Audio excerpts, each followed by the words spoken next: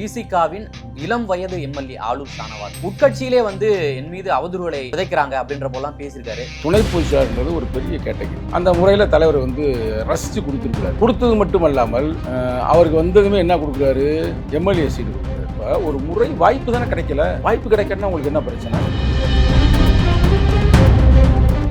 இப்போ அவருக்கு இல்லாமல் அவரை விட சீனியர் அப்துல் ரஹ்மானுக்கு சீட்டு கொடுத்துருந்தா நீங்கள் என்ன செய்யணும்?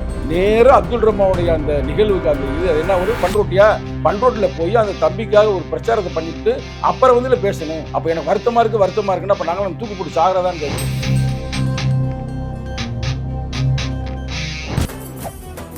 மெரிபா பன்னீர் சோடா, ஐ ட்ரஸ்ட் மெரிபா. சீட்டு கிடைக்கல அப்படின்ற வருத்தம் இருக்கு. நான் இல்லைன்னு சொல்லி சுவைச்சிட்டே, அதிகாரத்தை சுவைச்சிட்டேன், மற்ற எல்லாத்தையும் சுவைச்சிட்டேன். அதிகார போதைன்ற பெரிய போதை இல்லை. அன்பு தம்பி யாருக்காவது உதவி செய்யும் நீ என்ன கேட்குறாங்க, ஃபோன் பண்ணி கேட்குறாங்க. இப்போ சட்டமன்றத்தில் இருந்தாருங்க, எங்கள் ஊரில் பணியாற்றினாருங்க, ஆனால் எந்த தலித்துக்கும் எந்த உதவியுமே செய்யலைங்க. நீ செஞ்சிருந்தா எனக்கு ஒன்றே ஒன்று சொல்லு. இப்போ நான் உரிமையில பேசலை, அரசியலை பேசுகிறேன். இதோடைய வினைகள் எதிர்வினைகள் முக்கியமாக இருக்கு. சொல்றது திமுக மீதான, அதாவது திமுகவுடைய குரலா இருக்காரு, அவருடைய வாய்ஸா இருக்காரு, திமுகவுடைய பிரதிநிதியாக செயல்படுறாரு. அப்படியெல்லாம் ஒன்றும் கிடையாது. தலைவர் சொல்ற வேலையை நான் செய்கிறேன் அப்படின்ற பொழுது சொல்றாரு. அதெல்லாம் நீங்க திமுகவோட அன்பாக இருங்க, பேசுங்க, கொடுங்க. அதே நேரத்தில் சங்கிப்பயலுக ரொம்ப நம்மளை விட பயங்கரமா இருக்கிறாங்க. எந்த காலத்தையும் இஸ்லாமியர்கள் எதிர்ப்பாக இருப்பாங்க, கிறிஸ்தவர்கள் எதிர்ப்பாக இருப்பாங்க. இவங்களெல்லாம் காப்பாற்றணும்ல. சும்மா மீங்க நினைச்சுக்கிறாங்க, சும்மா ஏதோ அப்படி இப்படின்னு நினைக்கிறேன். அப்படி எப்படியுமே இல்லை.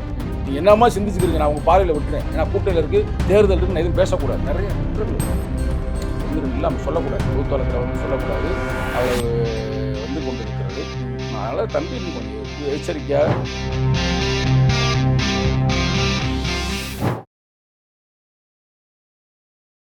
ரெஃப்ளெக்ட் நேயர்களுக்கு வணக்கம். இன்று நாம் சந்திக்க இருக்கக்கூடிய சிறப்பு விருந்தினர் விசிகாவின் இளைஞரணி மாநில செயலாளர் திரு சங்கத்தமிழன் அவர்கள்.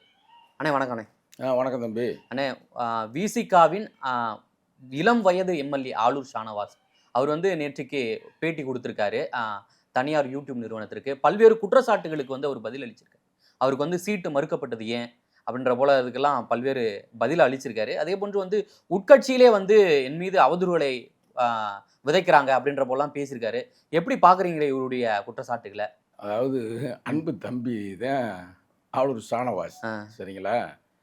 தம்பி சிறு வயதிலேயே, அதாவது ஒருத்தருக்கு ஒரு பொறுப்பு கொடுக்குறான்னு வச்சுக்கோங்களேன். ஒரு கட்சியில் துணை பொதுச்செயலாளர்ன்றது ஒரு பெரிய கேட்டகரி. என் கட்சியில் ஒரு 10 பேர் இருக்கிறாங்க. அந்த 10 பேரில் இள வயதானவர் இவர் தான். ஆமாம், ரைட்டா? அது ஏன்னா அவருடைய சிறப்பு, அவருடைய கேரக்டர், அவருடைய ஸ்பீச் எல்லாமே நல்ல மனிதர்னு வச்சுக்கோங்களேன். அந்த முறையில் தலைவர் ரசித்து கொடுத்துருக்கிறாரு. கொடுத்தது மட்டுமல்லாமல் அவருக்கு வந்ததுமே என்ன கொடுக்குறாரு, எம்எல்ஏ சீட்டு கொடுக்குறாரு. சரிங்களா? அவர் எம்எல்ஏ ஆகும்போது அவருக்கு வயசு ஏறக்குறைய 40 கீழே தான், ஏறக்குறைய 37 38 அந்த வயசுலேயே அவர் எம்எல்ஏ ஆறாரு. தலைவர் கூட 40 தான் வர்றாரு. 2001 தலைவர் எம்எல்ஏ ஆனார். அப்போ எங்கள் விடுதலை சிறுத்தை கட்சியிலே இளமையான ஒரு சட்டமன்ற உறுப்பினர்னா அன்பு தம்பி ஆளூர் ஷானவாஸ் தான். தம்பி இளமையிலேயே ரொம்ப வறுமையில் வாழ்ந்துருக்கிறாருன்னு செய்தி கிடைக்கிறது. ரைட்டா? அப்போ அரசியல் அதிகாரத்துக்கு வரும்போது உங்களுக்கு எல்லாமே கிடைக்கும்ல. கிடைச்சதுமே அந்த அரசியலுடைய அதிகாரத்தின் மூலம் கிடைக்கப்படுகின்ற அந்த சுவை இருக்கு பார்த்தீங்களா, அது தொடர்ந்து வரணும் அப்படின்ற ஒரு சாதாரண மனிதனை போல் சிந்தித்து விட்டார். அப்படி சிந்திக்க கூடாது. நம்ம ஒரு ஒடுக்கப்பட்ட மக்களின் விடுதலைக்காக, இஸ்லாமியர்கள் விடுதலைக்காக ஒரு களத்துக்கு வர்றோம். இப்போ விடுதலை சிறுத்தைகள் என்பது சாதாரணமாக திமுகவை போலையோ அதிமுகவை போலோ இல்லை மற்ற கட்சியை போல வரலை. இது ரத்தம் சிந்தி பல பேர் இன்னைக்கு கூட நம்ம பேசிக்கொண்டிருக்க இந்த தருணத்தில் கூட மிசா புலியன் என்னுடைய நண்பன், நான் அந்த கட்சியில் போய் சேர்த்து விட்டேன். பேர் அதை சொல்றேன் பாருங்க, மிசா புலியன் இப்பயும் தலைமுறை வாழ்க்கை வாழ்ந்து கொண்டு இருக்கிறார். இப்போ எங்க இருக்காருன்னு தெரியல, அதை கேட்பாரு. ஒரு எடுத்துக்காட்டுக்கு சொன்னேன். இது மாதிரி பல பேருடைய வரலாற்றில் உருவாக்கப்பட்டதே விடுதலை சிறுத்தைகள். சரிங்களா? அப்படிப்பட்ட கட்சியில் தம்பி வரும்பொழுது ஒரு முறை வாய்ப்புகள் கிடைக்காம போயிடுது. அது நிறைய இடத்துல பேசியாச்சு, ஏன் கிடைக்காம போச்சு, இவர் ஒரு இடத்த கேட்க அது ஒரு இடத்துக்கு போக அப்படியே போயிடுச்சுன்னு வச்சுங்களேன். அவன் தம்பி குறை சொல்ல, அவர் போய் திமுக நேரடியாக கேட்டாராம் அப்படி இப்படிலாம் சொல்கிறாங்களே, விடுங்க. தலைவரே சொன்னார்ல, என் தம்பி போய் நேரடியாக அங்கே கேட்டிருக்கிறாரு, அது எனக்கு தெரியாமல் போச்சு, அதை விடுங்க. அப்போ ஒரு முறை வாய்ப்பு தானே கிடைக்கல. வாய்ப்பு கிடைக்கணும்னா உங்களுக்கு என்ன பிரச்சனை? இந்த அளவுக்கு எப்படி விவாத பொருளாக மாறிச்சு? அவர் வாய்ப்பு தானே கிடைக்கல. இப்போ எங்களுக்கு மொத்தத்திலே வாய்ப்பு கிடைக்கலையே. இப்போ நாங்களாம் 90லேருந்து கட்சியில் இருக்கிறேன். சரிங்களா? நம்ம வரலாறுல எடுத்து பார்த்தீங்கன்னா நீங்கள் பாட்டுக்கு இன்னைக்கு யோசிச்சுட்டே இருக்க வேண்டியதான். விடுதலை சிறுத்தைகள் இருக்கிற எழுச்சி தமிழருக்கு முதல்ல பாஸ்போர்ட் வாங்க வேண்டும் என்று சொன்னதே இந்த சங்கத்தமிழன் தான். துபாய் விடுதலை சிறுத்தைகள் மூலமாக வந்து அண்ணன் பாஸ்போர்ட் எடுத்து எப்போ 2000 அவருக்கு ஒரு லெட்டர் கொடுக்குறோம். அண்ணன் நீங்கள் வாங்க துபாய் நிகழ்வுக்கு வாங்க அப்படின்னு. அப்படியே போனால் வரலாறு போயிட்டே இருக்கும், பல வரலாறு இருக்குது. அன்பு தம்பி நிறைய பேருக்கு சீட்டு கிடைக்கல. நாங்கள் என்ன பண்ணிட்டோம்னா தலைவர் இப்போ கொடுக்கலைன்னா எப்பயாவது கொடுப்பாரு, இல்லை கொடுக்காம கூட போவார். ஆனால் நம்ம விடுதலைக்காக நம்ம போராடணும், மக்களுக்காக போராடணும் வர்றோம்ல. அன்பு தம்பிக்கு ஏற்கனவே ஒரு முறை கொடுத்துட்டார்ல, கொடுத்து முடிச்சாச்சு இல்லை, ஜெயிச்சிட்டீங்களே, நல்ல மக்களுக்கு நீங்கள் உங்கள் கருத்து பிரகாரம் நல்லா பணியாற்றிட்டீங்களே, சட்டமன்றத்தில் நல்ல பேர் வாங்கிட்டீங்களே, திமுக அமைச்சர்லாம் உங்களுக்கு புகழ்ந்தாங்களே, முடிஞ்சு போச்சுல.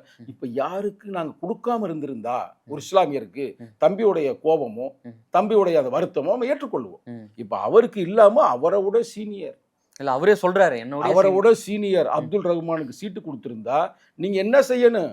நேராக அப்துல் ரஹ்மானுடைய அந்த நிகழ்வுக்கு அந்த இது என்ன ஒரு பண்ரோட்டில் போய் அந்த தம்பிக்காக ஒரு பிரச்சாரத்தை பண்ணிவிட்டு அப்புறம் வந்து பேசணும்.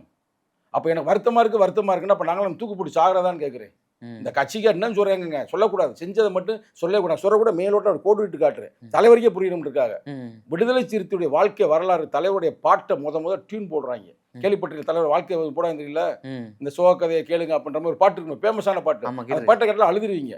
அந்த பாட்டை ரெக்கார்ட் பண்ணி எனக்கு தலைவர் அங்கே அனுப்பிடுறாரு கேசட்டு துபாயில். நான் காரில் போயிட்டே இருக்கிறேன், காரில் போகும்போது நல்லா எனக்கு ஞாபகம் இருக்கு, ஷார்ஜாவில் கடற்கரை ஒட்டி போயிட்டு இருக்கும்போது அந்த பாட்டை கேட்குறேன். என்னோட இருந்தவருங்க வந்து யார் பேர் சொல்ற முத்தமிழ் வளவன் இருந்தாப்புல, பட்டணம் மணி இருந்தாப்புல, அடுத்து கருணாநிதி இருந்தாப்புல, நாங்கள் அமைப்பாளர்கள் அங்கே. அப்படியே அந்த பாட்டை கேட்டு அழுதுட்டேன். அழுது முடிச்சு தலைவருக்கு ஃபோன் பண்ணி, அண்ணன் பாட்டு மிக அருமையாக இருக்குன்னு என்னமே, இல்லை அந்த பாட்டுக்கு இன்னும் காசு கூட கொடுக்கலப்பா, பாட்டெல்லாம் போட்டாங்க, மியூசிக் போட்டாங்க, அப்படி இருக்குப்பா அப்படின்றாங்க. உடனே அடுத்த நிமிஷமே இந்த அட்ரஸ் கொடுங்கண்ணே அப்படின்ட்டு பணத்தை அங்கேருந்து அனுப்பி வச்சிருந்தேன் இந்த சங்கத்தம்பி.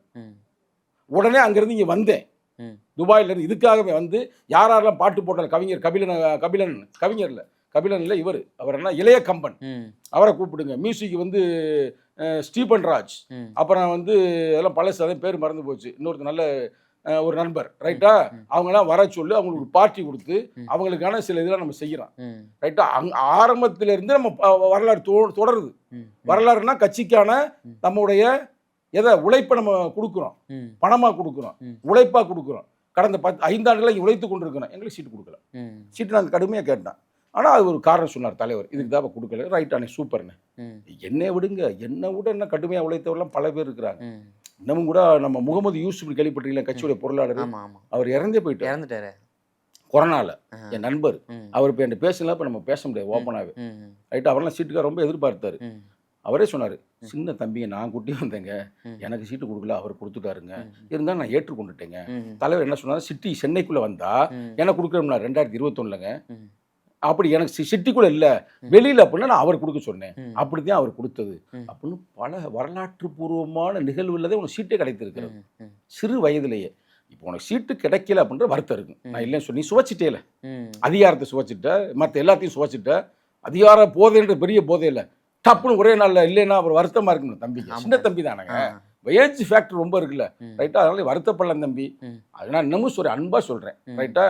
என் தலைவர் சொல்லிட்டார், தம்பி நீ இப்போ அமைப்பத்தில் புத்தகம்லாம் படிச்சிருக்கிற, பக்குவமாய் உரையாடும் பண்புகள் வளர்ப்போம், யாரையும் பழிக்கும் இழிக்கும் பழக்கம் தவிர்ப்போம். நீ பாட்டு சுண்டக்காப்பாயா அப்படி இப்படிலாம் சொல்கிறப்பா, அதெல்லாம் சொல்லாதப்பா, நீ சொல்கிற வந்து நான் ஒரு வேளை சொல்கிறேன் என்ன தப்பா எடுப்பாங்க அப்படின்னாரு. அண்ணே நீ மன்னிச்சுக்குங்க, ரைட்டா, நான் ஒன்றும் பேசுகிறேன் அப்படி யார்கிட்ட தலைவர்கிட்ட மன்னிப்பு கேட்பேன், அதை ஒன்றும் மாட்டு கருத்து இல்லை, தாய் சிறுத்தையில். ஆனால் அன்பு தம்பிக்கு ரொம்ப நான் அன்பாக சொல்கிறேன் உன்ட்ட. சங்கத்தமிழில் வந்து சும்மா வாயில் மனசில் ஒன்றும் இல்லாமல் டப்டப்னு பேசுவேன், ஆனால் இப்போ வந்து நல்ல யோசனை பண்ணி சொல்கிறேன் உன்ட்ட, அன்பாக இரு, ரைட்டா. இன்னமும் திருக்குரான் சொன்ன கருத்துக்களை ஃபாலோ பண்ணு. நீ ஒரு இஸ்லாமியர், ரைட்டா. என்ன கருணை விட வேற என்ன இருக்கு, கருணையை விட வேற என்னங்க இருக்குது. அதாவது முகமது நபி கடைசியாக சொன்னார் ஒன்று, முகமது நபி கடைசி உரையை எடுத்து போட்டீங்கன்னா அதில் ஒன்று சொல்லுவார், முக்கியமான நெட்டில் போட்டு பாருங்க, நான் சொன்னமே போட்டு பாருங்க, நீங்களும் போட்டு பாருங்க. என்ன சொல்லுவாருன்னா, கருப்பரை விட ஒரு அரபி உயர்ந்தவர் அல்ல, ஒரு அரபியை விட கருப்பன் தாழ்ந்தவன் அல்ல அப்படின்ட்டு அங்கே வந்து இந்த பாங்கு ஓதுவாங்கல்ல, அது ஒரு கருப்பரத்தையும் ஓத விடுறாரு, கூப்பிடுவாங்களா எல்லாரும் வாங்க வாங்க அப்படின்னு அந்த காலத்திலேயே. அப்போ அதை கேட்கும்போது அந்த டைலாக்கே அவர் சொல்கிறாரு. அது மட்டுமல்ல, அவர் கடைசி வாழ்க்கையில் அவர் என்னைக்கெல்லாம் என்ன சம்பாதிச்சாலும் அதை மக்களுக்கு கொடுத்துட்டு வந்துடுவாராம். அவர் ஒரு வணிகர் இது பண்ணுறவர் தானே, ஆனால் எல்லாத்தையும் கொடுத்துட்டு தான் வீட்டில் வந்து வெறுங்கையோட படுப்பாராம். கடைசி நாள் அவர் தெரியுது நம்ம இறக்க போகிறோம்னு, அப்போ வந்து கொண்டாந்துட்டு மனைவிட்ட கொடுத்துருக்குறாரு, போய் கொடுத்துட்டு வாமா எல்லாத்தையும். மனைவிக்கு என்ன எண்ணி இருக்குன்னா, சரி இவர் வயசாயிருச்சு, இவர் நாளைக்கு வேலைக்கு போக முடியாது, அப்போ இந்த காசை வச்சிருந்து நாளைக்கு பயன்படுத்தும், அதாவது பொருள் ரைட்டாக காசு நினச்சிடாதீங்க, ஏதோ பொருள் வச்சிருக்கிறாரு. அப்போ அவர் தூங்கிக்கிட்டே கேட்டிருக்காரு, ஏம்மா நீ வந்து கொடுக்காம வச்சிருக்கிற அப்படின்னமே, இல்லைங்கய்யா நீங்கள் காலையில் வேலைக்கு போவீங்களா போனேன்னு தெரியாது, ரொம்ப உடம்பு சரியாயிருச்சு, டைம் வேறு அதிகமாயிருச்சு, வெளியில் யாரும் வாங்குறவங்க இருக்க மாட்டாங்க, ஆனால் கொடுக்கல அப்படின்னமே, நீ வெளியில் போய் பாரு அப்படின்னு இருக்காரு. அப்போ வெளியில் போய் பார்க்கும்போது மக்கள் ஒரு ஏதாவது கொடுப்பாருன்னு காத்து கொண்டு இருந்திருக்கிறார்கள். அப்போ கொடுத்துட்டு வந்திருக்கிறாங்க. அப்போ தான் சொன்னார், பார்த்தீங்களா நீ இல்லைன்னு எப்படி சொல்ற, நம்மளை விட மோசமானவங்க வெளியில் இருக்கிறாங்க, அதை வச்சுட்டு இங்கே வைத்து கொண்டிருப்பது தப்பு. ஒருத்தன் வயிறு எரியுது, அவனுக்கு சாப்பாடு இல்லை, அந்த சோறை நீங்கள் வைத்திருப்பது தப்பு, அந்த தானியத்தை வைத்திருப்பது தவறு, அப்படி செய்யக்கூடாது அப்படின்னு. இதான் முகமது நபியுடைய கடைசி வாழ்க்கையின் உரை. அவர் இறை தூதரா இல்லை போராளியா இல்லை புரட்சியாளரான்றதுக்கு நான் உள்ள போல, ஆனால் அவங்களுடைய வேத புக்குள்ள இருக்கு. அதனால தான் திருக்குறள் 114 அத்தியாயத்தில் ஒரு அத்தியாயமே இருக்குது. என்ன அத்தியாயம்னா, அதாவது உனக்கு வந்து ஒரு அற்பமாக இருக்கும் ஒரு பொருள், ஆனால் இன்னொருத்தவனுக்கு அதுதான் ஆதாரமாக இருக்கும், ஆனால் எதையும் வந்து வேஸ்ட் பண்ணாத. உங்களுக்கு புரியுதா? இப்போ இந்த மொபைல் வந்து நமக்கு சாதாரணமாக இருக்கலாம், 1க்கு 2 மொபைல் இருக்கலாம், ஆனால் சில பேருக்கு வந்து அந்த மொபைல் கூட இல்லாமல் இருப்பான்ல, இன்னமும் இருக்கிறான்ல நிகழ்காலத்தில். அது மாதிரி ஒரு கருத்தை சொல்கிறார். இதனுடைய ஃபண்டமெண்டல் என்னன்னா, நீ மற்றவனுக்கு உதவி செய் அப்படின்னு வருது. அன்பு தம்பி, நீ யாருக்காவது உதவி செய்திருக்கிறாங்க? என்ன என்கிட்ட கேட்குறாங்க, ஃபோன் பண்ணி கேட்குறாங்க. ஒரு சட்டமன்றத்தில் இருந்தாருங்க, எங்கள் ஊரில் பணியாற்றினாருங்க, ஆனால் எந்த தலித்துக்கும் எந்த உதவியுமே செய்யலைங்க, நீ செஞ்சுருந்தா எனக்கு ஒன்றே ஒன்று சொல்லு தம்பி. ரைட்டா? நான் வந்து தம்பி அரசியல் படுத்துகிறேன். நான் வந்து 2-3 பேசுறது கூட கோவத்தில் பேசியிருப்பேன், அது ஒரு உரிமையில பேசினேன். ஆனால் இப்போ நான் உரிமையில பேசலை, அரசியலை பேசுகிறேன். என்ன பண்ணுறேன்? அரசியலை பேசுகிறேன். இதோடைய வினைகள் எதிர்வினைகள் முக்கியமாக இருக்கும். ஆகையால் அன்பு தம்பி அவர்களே, நான் வந்து உங்களை எச்சரிக்கலை, கோவப்படலை, அரசியல் படுத்துரு. நடந்தது எப்படி உண்மையில இருக்கலாம். நீ அவங்க சொன்னாங்க, இவங்க சொன்னாங்க, அது சொன்னாங்க, நீ போய் பேட்டி கொடுக்கலாம், அது கொடுக்கலாம், ஒன்றும் தப்பு இல்லை. நாங்கள் என்றைக்குமே நம்ம தலித்து மக்களும் இஸ்லாமியர்களும் ஒற்றுமையாக இருக்கணும். இன்னைக்கு ஒரு பெரிய ஒரு யூடியூப்லாம் வந்து அப்படி இப்படின்னு பெரிய ஃபேமஸ் ஆகிட்டேன். நம்ம அந்த கருத்துக்களை கொண்டு போகணும் மக்கள்கிட்ட. இன்னும் ஒரு ஆளை உருவாக்கி அவங்க மூலமாக கொண்டு செல்வதை விட 1000 ஷானவாஸை தலைவர்களை உருவாக்க முடியும். அது ஒன்றுக்கு பெரிய கருத்து இல்லை. இருந்தாலும் உருவாக்கப்பட்ட ஒரு தம்பி, சின்ன முரண்கள், சரிங்களா, சீட்டு கிடைக்கவில்லை அப்படிதானே முரண், வேற ஒரு முரணும் இல்லையில. அதனால் நீங்கள் வந்து கொஞ்சம் யதார்த்தமாக இதெல்லாம் உணர்ந்து மக்களுக்கு பணியாற்றணும். இன்னமும் சங்கிப்பயலுக ரொம்ப நம்மளை விட பயங்கரமா இருக்கிறாங்க. அதை எங்க தலைவரே சொல்றாருல, ஒருவேளை திமுக அது அறுதி பெரிதுமாக வெற்றி பெற்றாலும் கூட திமுக கூட உடைப்பார்கள். எங்க தலைவர் தானே சொல்றாரு, எல்லா கட்சியும் உடைச்சிருக்கிறான்ல, இன்னைக்கு ஏடிஎம் கூட கையில் வச்சிருக்கிறாங்கல்ல. அப்ப சங்கிப்பயலுக தலித்துகளுக்கு எதிர்ப்பாக இருப்பாங்க. எந்த காலத்திலையும் இஸ்லாமியர்கள் எதிர்ப்பாக இருப்பாங்க, கிறிஸ்தவர்கள் எதிர்ப்பாக இருப்பாங்க. இவங்களெல்லாம் காப்பாற்றணும்ல. ஏன் நாங்க வர்றோம்? சும்மா மீன் நினச்சிக்கிறாங்க, சும்மா ஏதோ அப்படி இப்படின்னு நினைக்கிறேன். அப்படி எப்படியுமே இல்லை. நீ என்னமா சிந்திச்சுக்கிறீங்க, நான் உங்கள் பார்வையில் விட்டுறேன். ஏன்னா கூட்டத்தில் இருக்குது, தேர்தல் இருக்குது, நான் எதுவும் பேசக்கூடாது. எனக்கு இப்போ வந்து சொல்லிட்டார் தலைவர், பேசுவதை மட்டும் பேசு, உரிய இடமறிந்து உரையாடல் வேண்டும், வீணில் உளறிடும் வெறும் பேச்சை தவிர்த்திட வேண்டும் இருக்கிறாரு. சரிங்களா? ஆனால் நான் ரொம்ப பக்குவமாக இப்போ தான் பக்க அரசியல்வாதியாக பேசுகிறேன். ஆனால் நான் பேசுகிற பேச்சுக்கு நான் தான் பொறுப்பு. ரொம்ப நான் வந்து உங்களை வாட்ச் பண்ணுறேன். உங்களை என்ன யானும் சனவாசி நினச்சிடாதீங்க. இது மாதிரி வந்து தலைமைக்கோ கட்சிக்கோ எதிர்ப்பாக செயல்படுகிறவர்களை மைக்ரோ மேனேஜ்மெண்ட் லெவலில் பார்க்குறோம். ஏன்னா இளைஞருக்கு எழுச்சி பாசறைக்கு அந்த ரெஸ்பான்சிபிலிட்டி இருக்குது. எங்களோட ரோல் அண்ட் ரெஸ்பான்சிபிலிட்டை கட்சிக்கு எதிர்ப்பாக, மக்களுக்கு எதிர்ப்பாக சங்கிகளோடு கைகோர்த்து யாரெல்லாம் செயல்படுகிறார்களோ அவர்களுடைய முகத்திரையை கிழிக்க வேண்டும், அவர்களுக்கு நல்ல முறையில் அரசியல் படுத்த வேண்டும் என்பது எங்களுக்கான ஒரு வேலை திட்டம். சரிங்களா? அந்த வேலை அன்பு தம்பி மனசுக்குள்ள எதுவும் இல்ல. நீ பேட்டி கொடுத்த 2-3 பேட்டிலாம் கொடுத்துருக்க சொல்றாரு. பொறுப்பாளர்களே என்னை வந்து கண்டபடி திட்டுறாங்க. இல்ல சங்கத்தை மேல சொல்றாரு. சங்கத்தை மேல நான் சொல்றேன், இது ப்ரீ பிளான்டா வந்து செட்டப் பண்ணது. அதெல்லாம் ஒரு செட்டப்பும் இல்ல, கிட்டப்பும் இல்ல. நான் மனசுல பட்டனே எவனையும் பேசுவேன். எனக்கு ஒன்றும் மேட்டர் அந்த எவன் வர சொல்லக்கூடாதுன்னு இருக்காங்க தலைவர். அவன் இவன் என்ற ஏக வசனங்களை பேச வேண்டாம்னு சொல்லியிருக்காரு. அதனால அன்பு தம்பி அப்படிலாம் இல்லை, நான் தான் பேசினேன். நான் ஒரு தம்பின்ற முறையில் ஒரு அண்ணன் பேசுறது தானே, அந்த போல பேசியிருக்கு. ஆனால் வந்து பட் நிறைய குற்றங்கள் வருது. அது 1-2 நம்ம சொல்லக்கூடாது, பொதுத்தளத்தில் வந்து சொல்லக்கூடாது, அவ்வளவு வந்து கொண்டு இருக்கிறது.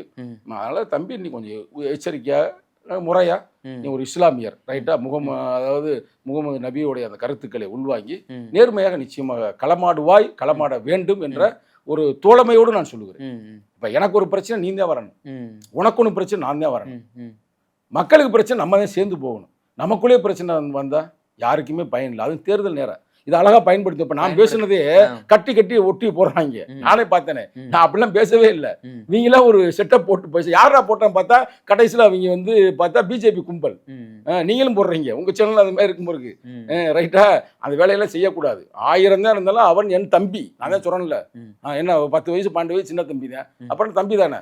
ஆனா பொறுமையா பார்ப்போம். அதுல இருக்குல்ல சில இந்த பேர் அளவுக்கு ஒரு விரக்தியில ஒரு முரண்பாடு அவர் மீதான குற்றச்சாட்டுகள்லாம் வைக்கப்பட்டது இல்லைங்களா? அது வந்து கட்சி கட்ட கொண்டு போனாருங்களா அவரு? ஏன்னா புதிய தலைமுறையில ஒரு பேட்டி கொடுத்திருந்தாரு. அது வந்து அதற்கு முன்பாகவே தலைவர் கட்ட இந்த குற்றச்சாட்டுலாம் கொண்டு போனாரு அவரு. இல்ல எதா இருந்தா நீ தலைவரை போய் பார்க்கலாம்ல. ம், இப்ப இங்க பாருங்க, தாய் சிறுத்தை தான் நமக்கெல்லாம் முகம். ம், எல்லாருக்கும் அவர் தானே முகம். சரிங்களா? நேரா போய் அன்னை தானே விஷயம். ம், முடிஞ்சு போச்சு. 2 போட்டோ எடுத்து போட்டா எவனா பேசுவானா? சங்கத்தமிழன் பேசுவானா? ம், யாருமே பேச முடியாதுல்ல பிரதர். இப்ப நீ பேசாம இருக்கும் பொழுது, ம், அப்ப நீ என்னமோ செயல் திட்டத்துல இருக்கையோ, ம், என்னமோ ஏதோ அப்படின்னு ஒரு சந்தேகங்கள் எழுவது வந்து மனித இயல்பு தானே. ம். ஏன்னா பல குற்றச்சாட்டுகள் வருது. அவரு சொல்றது அந்த திமுக மீதான, அதாவது திமுகவுடைய குரலா இருக்காரு, அவருடைய வாய்ஸா இருக்காரு, திமுகவுடைய பிரதிநிதியாவும் செயல்படுறாரு. அப்படியெல்லாம் ஒண்ணும் கிடையாது. தலைவர் சொல்ற வேலையை நான் செய்யறேன் அப்படின்ற பொழுது தானே சொல்றாரு. அப்படி இருந்து ஏன் அந்த குற்றச்சாட்டு? சிறப்பு தம்பி. அதாவது நீ விடுதலை சிறுத்தையாக இருந்து ம், நீ வந்து ஆதரிப்பதில் தப்பே இல்லை. ம், சரியா? ஏன்னா நாங்களே கூட்டணி திமுக கூட்டணி தான் இருக்கிறோம். ம், திமுக நாங்கள் சேர்ந்து தானே போட்டிடுறோம். 8 தொகுதியில் நாங்கள், மிச்ச தொகுதியில் பூரா அவங்க. சரிங்களா? அதெல்லாம் எந்த பிரச்சனையும் இல்லை.